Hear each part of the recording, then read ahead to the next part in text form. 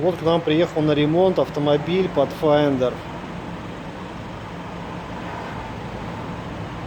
Вот такие повреждения нанес нерадивый водитель фуры МАН. Банально не захотел пропустить человека. Банально, ребята. И посмотрите.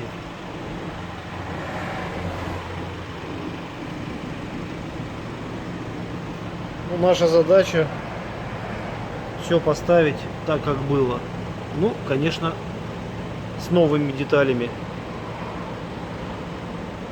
Смотрите, какой был удар, что даже колесо